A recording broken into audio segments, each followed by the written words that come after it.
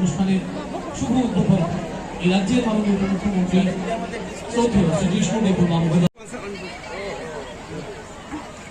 মোবাইলটা নিচে নাও। Thank you. সবাইকে অনুরোধ থাকবে এবং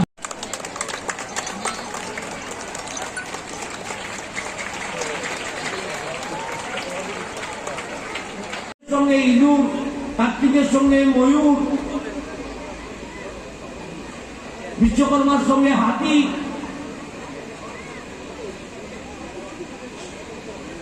শিব ঠাকুরের সঙ্গে নন্দী, প্রত্যেক দেবদেবীর সঙ্গে তার বাহনও থাকে, গাছও থাকে। প্রত্যেক দেবদেবীর সঙ্গে গাছ। আমি কৃষ্ণ পূজায় তুলসী পাতা দেবেন, শিব পূজায় বেল পাতা দেবেন,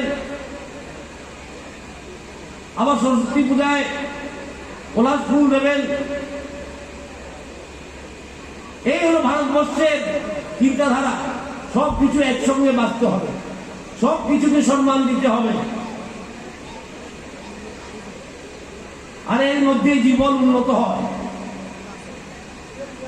আর বিশেষ করে যারা ছাত্রছাত্রীরা আছে, এটা বুঝতে হবে, অনুভব করতে হবে, খালি বুঝতে হবে না। বুঝা তো বই দিয়ে বোঝা যায়, ফোন টিপে বোঝা যায়, ইন্টারনেট দিয়ে। আজকাল বোঝা মানে 2 লাইন টিপে দিলাম, ইন্টারনেটে পেয়ে গেলাম কিছু তথ্য, সেটাই বোঝা। আর ভারতবর্ষে আমরা বিশ্বাস করি বোঝার থেকেও বেশি অনুভব করা হয়।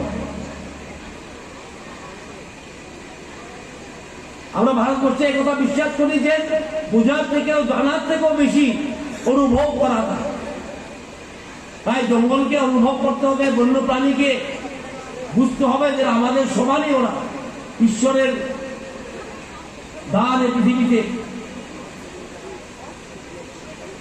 এবং প্রত্যেকটি ছেলে মেয়েদের যে বাল্যকালের গল্পের মধ্যে ঘোড়া থাকবে, সিংহ থাকবে, বাঘ থাকবে, বানর থাকবে। এই ছাড়া কি ছেলে মেয়ের গল্প হয়, বাচ্চাদের গল্প হয়? এছাড়া ঘোড়া ছাড়া রাজকুমার এসছে তো ঘোড়া চলে এসছে, জঙ্গলে গেছে তো বাঘে আক্রমণ করেছে, খাবার ছিঁড়ে নিয়ে গেছে বানর।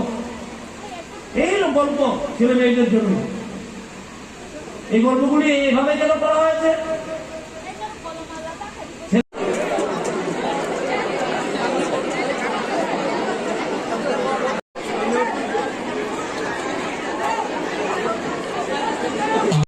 খুবই সুন্দর একটা ফাংশন হয়েছে এখানে, এত ছাত্র